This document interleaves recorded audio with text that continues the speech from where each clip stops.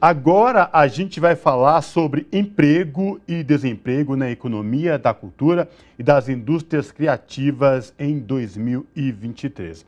Ao longo do último ano, a economia da cultura e das indústrias criativas criou 287 mil novos postos de trabalho, fechando o ano com 7 milhões e 800 mil trabalhadores ativos. Isso significa um crescimento de 4% no setor comparado ao ano anterior, o que supera aí 2% registrados na economia como um todo. Trata-se do maior número de postos de trabalho na ESIC desde 2012, início da série histórica acompanhada pelo Observatório da Fundação Itaú. O levantamento também traz dados como remuneração média no segmento, impacto de raça e gênero nos salários, formalidade versus informalidade e quais setores e estados crescem ou recuaram no registro e empregos. E sobre essa questão, a gente conversa agora com a Esmeralda Correia Macarena, que é coordenadora do Observatório da Fundação Itaú, que vai falar com a gente aí sobre o painel de dados do Observatório da Fundação Itaú. Esmeralda Correia Macarena, prazer te receber aqui no Bom para Todos. Boa tarde, seja bem-vinda. Obrigada, Cosmos. Boa tarde a todos que nos assistem. Muito bom estar aqui com vocês. Ah, maravilha. Eu trouxe aí alguns dados falando sobre esse tema tão importante. Eu queria que você falasse para a gente, trouxesse aí um levantamento na sua primeira observação sobre um tema tão importante, tão necessário e que, né, tem essa participação na geração de emprego e renda no Brasil. Isso, então, só para iniciar e contextualizar a todos os ouvintes, queria comentar que essa metodologia com que a gente mensura a economia da cultura e das indústrias criativas, ela é composta por 13 setores que a gente agrega em grandes categorias macro. Então, tem o consumo, que estão setores como artes cênicas, como artes visuais, tem a parte da cultura em si, como, artes cênicas, no caso do setor da cultura, atividades artesanais, e também tem o setor do consumo, que aí o design, moda, arquitetura, publicidade, e o setor da tecnologia. E, além disso, a gente consegue mapear todos os trabalhadores que, de alguma maneira, se vinculam aos setores da economia, da cultura e indústrias criativas. Então, temos, por exemplo, trabalhadores especializados, que são aqueles que são da área criativa, do setor da área criativa, tipo um músico, trabalhando no setor da música, mas também tem trabalhadores incorporados, que são aqueles trabalhadores que são da área criativa, então, por exemplo, um designer, mas que trabalha no setor geral da economia, como no setor automobilístico, né? Então, a gente consegue mapear esse aumento ao nível dessa transversalidade da economia brasileira, como tal. E temos um avanço importante e significativo, porque, assim como você mencionou, Cosmo, a economia da cultura e indústrias criativas, ESIC, ela aumentou 4%. E isso é significativo porque a economia, comparado com a economia brasileira, ela foi só de 2%, então foi o dobro do que ocorreu na economia brasileira. Então, isso é algo para comemorar e que tem a ver a vários fatores, que, enfim, podemos seguir explicando ao longo. Sim, agora, Esmeralda, o que chama a atenção também é essa gama imensurável, né, de várias áreas que integram, por exemplo, a economia da cultura, da indústria criativa. Você trouxe alguns exemplos, mas se a gente começar a analisar do tanto de gente que faz e produz arte e que, a partir desse trabalho, gera emprego e renda na sociedade, é algo sensacional, né, que até foge, às vezes, dos nossos cálculos de como contabilizar tudo isso, né?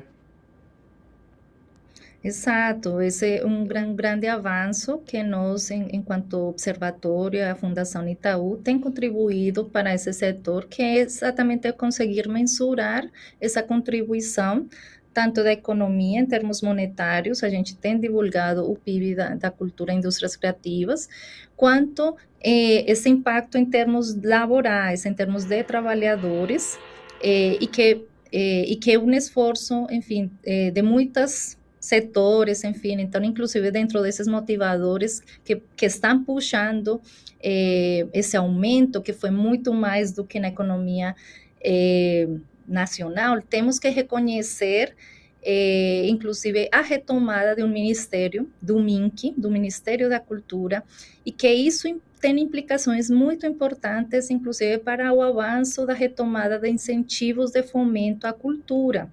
Então, incentivos da Lei Rouanet, mas também de outras leis como Aldir Blanc, né, ou a Lei Paulo Gustavo, que são outras leis de fomento que estão dinamizando esse setor da economia, que a gente já vê alguns impactos agora, né, porque a gente já vê que, inclusive, nesse quarto trimestre de 2023, tem sido um pico desde a nossa série, que está disponível desde 2012. Então, temos um grande avanço, sim, e as políticas culturais têm uma estrutura através de um ministério que mobiliza, articula isso, é muito benéfico para o setor. Agora, Esmeralda, trazendo isso que você trouxe a partir de como captar tudo isso e mensurar via observatório, que você muito bem relatou, me surgiu uma curiosidade, daí eu queria abordar contigo, se me permite, que são as festas tradicionais culturais do país. Aí eu vou pegar exemplos recentes: São João no Nordeste, Parintins do Boi Garantido e Caprichoso, Carnaval, o evento em São Paulo da Parada do Orgulho LGBTQIAPN+, que embora seja um evento muito grandioso, envolve vários setores, música, moda, enfim. Isso também ajuda a explicar também o crescimento desses postos de trabalho? Sim, exatamente isso. É parte também de todo esse incentivo de injeção de recursos de fomento para o setor cultural. Então, na medida em que esses projetos têm acesso a esses recursos, eles vão poder, inclusive, colocar novos postos de trabalho, enfim. Mas tem um ponto importante, Cosmos, que, assim, de modo geral, a economia da cultura e indústrias criativas é muito puxado pelo setor da tecnologia e de games. Então, e esse foi um setor que teve muito crescimento. Todos os setores tiveram crescimento. Então, por exemplo, categorias como o design cresceu 29%, música 24% no quarto trimestre de 2022, comparativamente o quarto trimestre de 2023. Gastronomia aumentou 16%, mas, de fato, a gente ainda tem um setor muito significativo, que é de tecnologia, que vem puxando isso. Então, é importante ainda ver, inclusive ao longo desse ano, dos próximos anos, como essas leis de incentivo, a gente vai vendo um amadurecimento dessas leis para descentralizar recursos, né, também, porque a gente vê que podem estar muito concentrados no sul, sudeste, mas como através desses incentivos a gente vai gerando uma descentralização para que, assim como você mencionou, no Nordeste, as festas também possam impactar e estejam mais representativas e projetadas dentro desse setor, em termos de impacto. O observatório, ele tem algum estudo ou aponta isso em números ao longo desses anos do crescimento? Quais áreas foram determinante, predominante para este aumento? Sim, então, assim como comentei, o setor da tecnologia, ele vem alavancando muito, e ele vem se fortalecendo, inclusive, depois da pandemia, né? A gente vê por causa da digitalização, então é um setor que ele vem se consolidando ainda mais, mas a gente vê outros setores também que ainda precisam de maior atenção. Então, por exemplo, temos a gente já alcançou patamares pré-pandemia e a gente alcançou, inclusive, desde 2021, no último trimestre.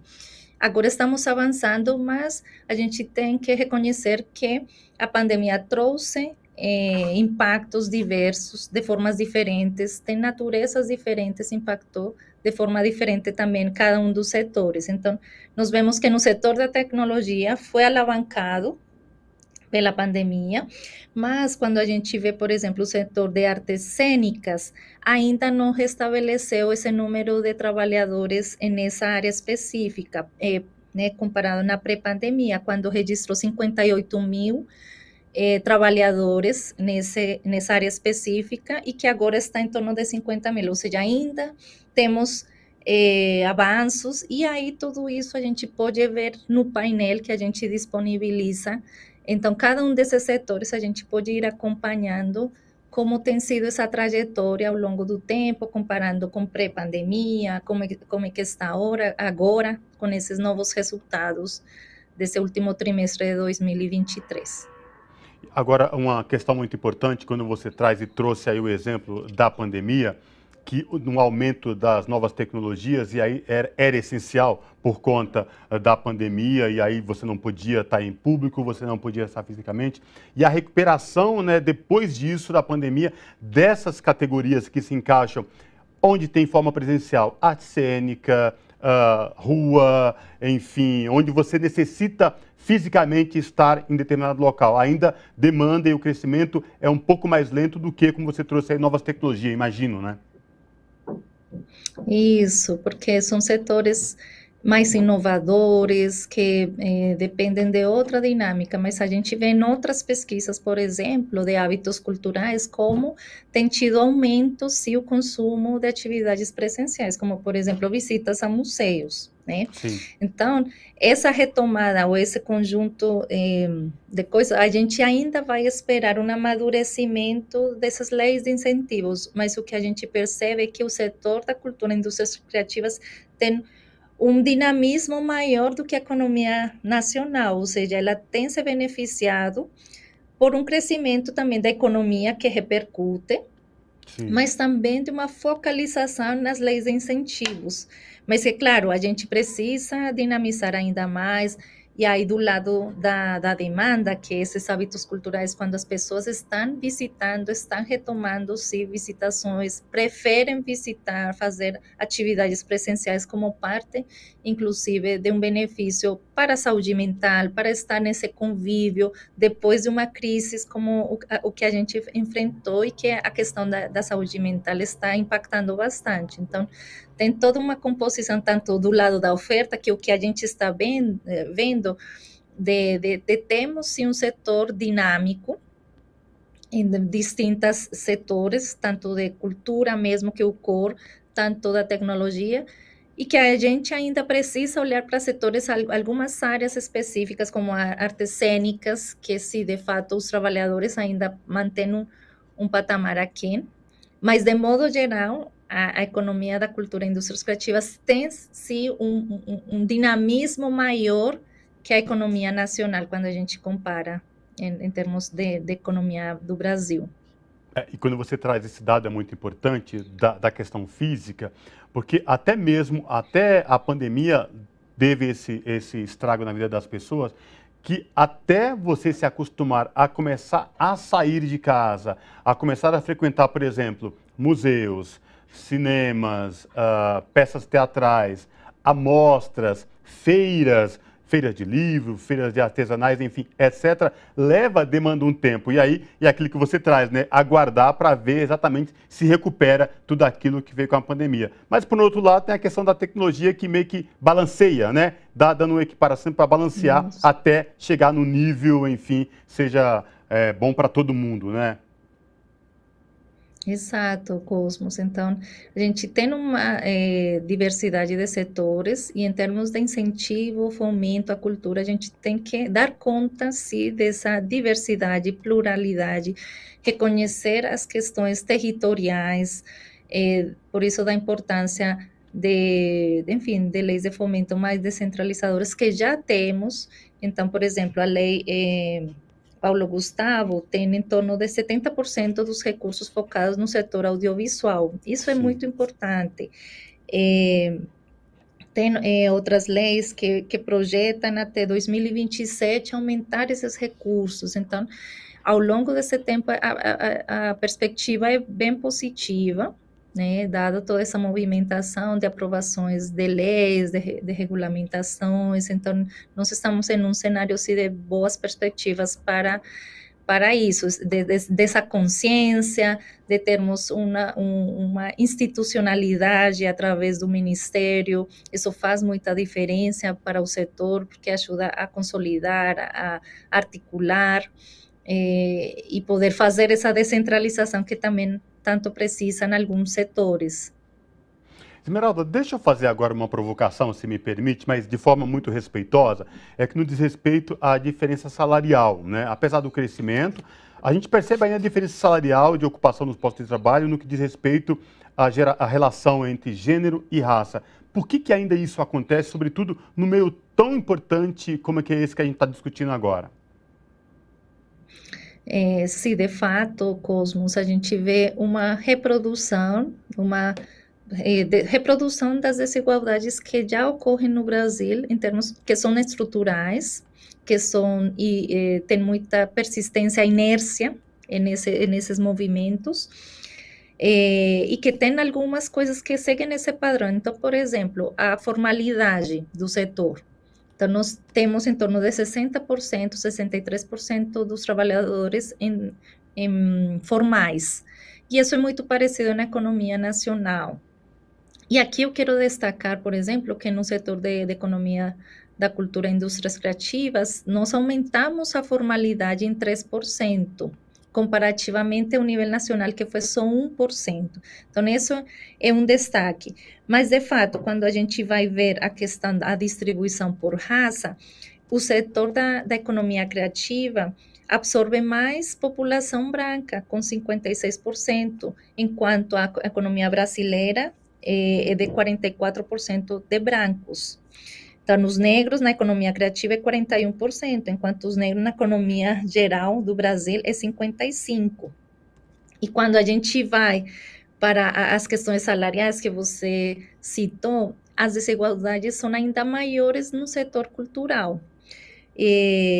Então, por exemplo, um trabalhador branco tem um salário superior em 84% do que os trabalhadores negros.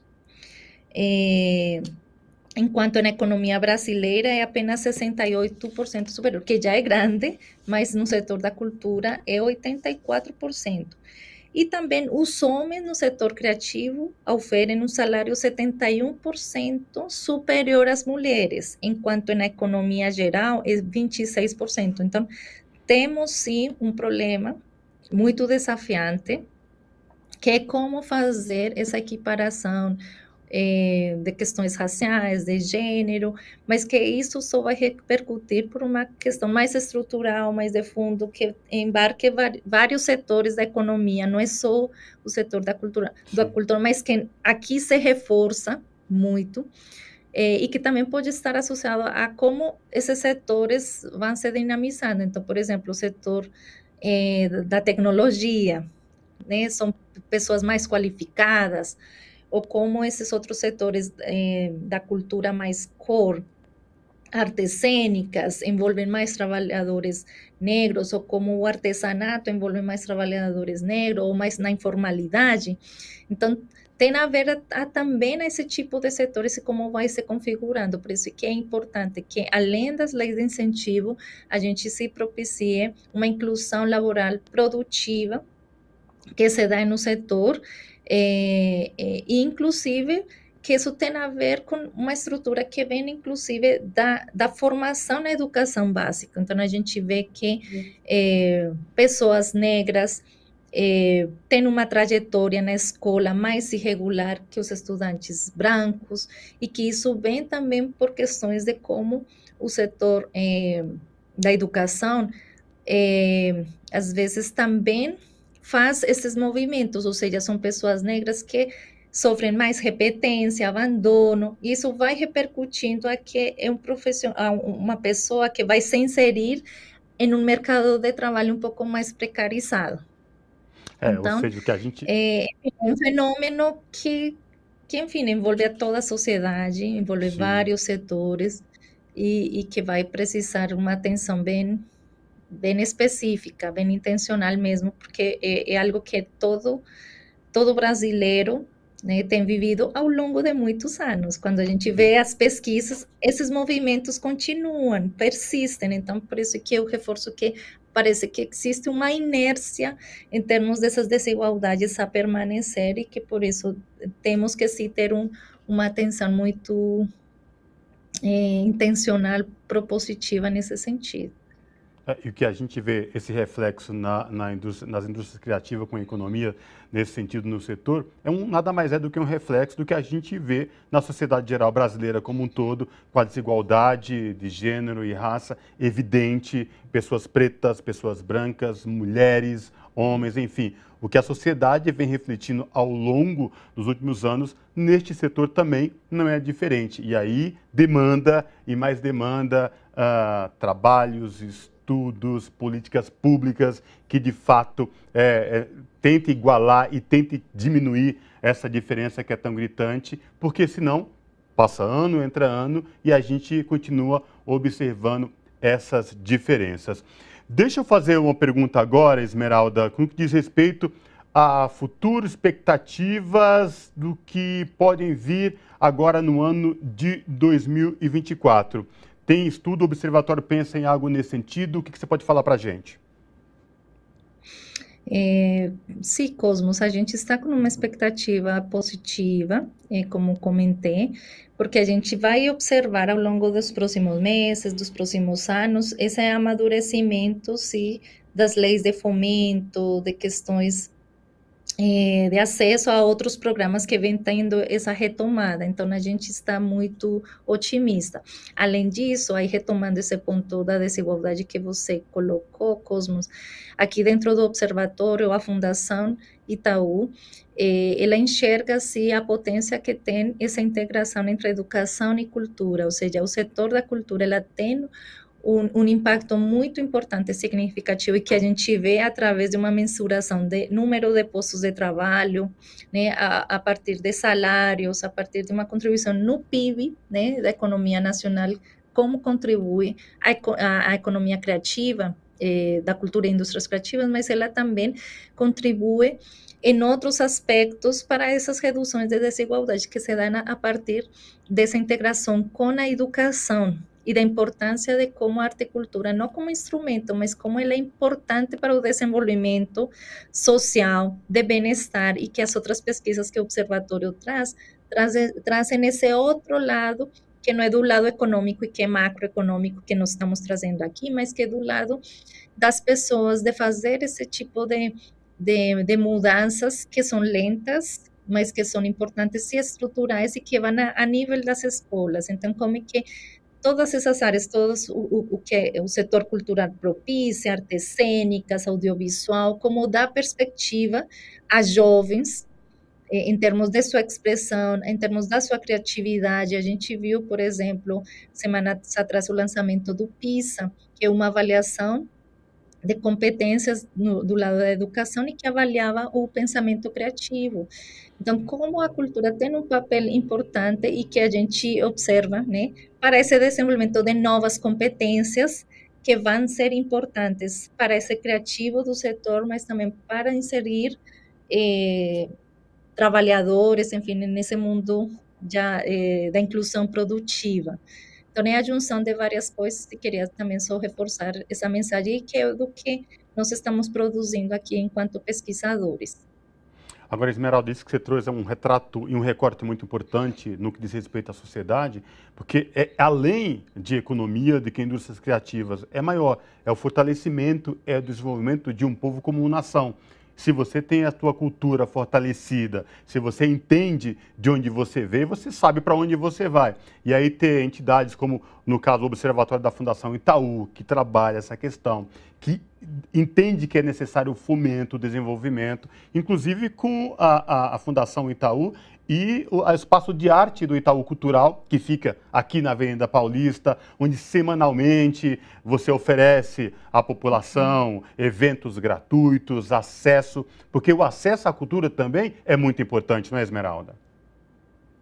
Exatamente, Cosmos, porque a cultura ela vai fazendo, né, que se gere essa identidade das pessoas. Então, quando a gente vê que há uma diferenciação entre negros e brancos, por exemplo, como através da cultura se vai dando esse reconhecimento, essa expressão, essa valorização a uma cultura do território, que vai fazendo sentido para os jovens, e que por isso eles vão querer, inclusive, estar ali, promover, né, e poder incentivar e fazer a mostra sobre esse trabalho cultural que os próprios territórios têm. Então, isso está muito intricado, né, por isso que dá importância de enxergar a cultura, a educação muito nessa sinergia, porque o que a gente está falando é de como promover um desenvolvimento social, né,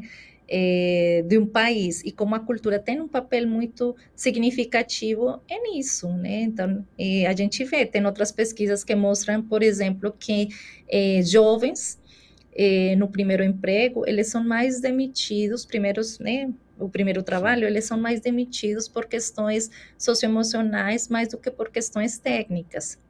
E muitas vezes é porque esses jovens precisam trabalhar certas habilidades, certas competências, e que o mundo da cultura pode oferecer tanto a identificação da sua própria raça, da sua própria etnia, da valorização de onde eles vêm, da onde a gente vem, que torna a autoeficácia, né? Que torna essa questão de comunicação, de poder se expressar, de ser mais proativo, né? Então, tudo isso está interligado e que vai conseguir se inserir melhor no mundo do trabalho. Então, por isso que a gente reforça muito essa mensagem dessa integração entre educação e cultura. Que é aquela coisa também, Esmeralda, do pertencimento, né? Se sentir pertencente àquele processo. E uma vez que você se sente pertencente a esse processo, você incorpora o pertencimento e aí não tem como segurar. Todo mundo se desenvolve, todo mundo ganha. Exatamente, Cosmo. Se a gente percebe isso muito nas escolas, nas pesquisas que a gente faz, a gente vê como, por exemplo, projetos de arte e cultura que trabalham questões antirracistas, por exemplo, faz com que as crianças permaneçam mais na escola, que sejam mais frequentes, e se refere a isso, né, a esse pertencimento, ao poder se sentir valorizado, a que sua cultura, sua história, né, é valorizada, e que isso leva, então, a esse engajamento, a essa maior autonomia, pertencimento, e que faça com que esses jovens, inclusive, possam estar e sensíveis a uma atuação mais cívica, social, esse maior envolvimento. Muito bem. Esmeralda Corrêa Macarena, coordenadora do Observatório da Fundação Itaú, que trouxe aqui, falou sobre o painel de dados do Observatório da Fundação Itaú, indústrias criativas, enfim, trazendo toda essa importância, esse papel da importância da indústria criativa no desenvolvimento do país, na geração de trabalho e renda. Esmeralda, foi um prazer te receber aqui no Bom para Todos. Muito bom te ouvir e saber da importância do trabalho desenvolvido aí pelo Observatório da Fundação Itaú. Espero poder te receber aqui no Bom para Todos em uma próxima oportunidade. Obrigado, viu? Abraço. Obrigada, Cosmos, e obrigada a todos aí os ouvintes.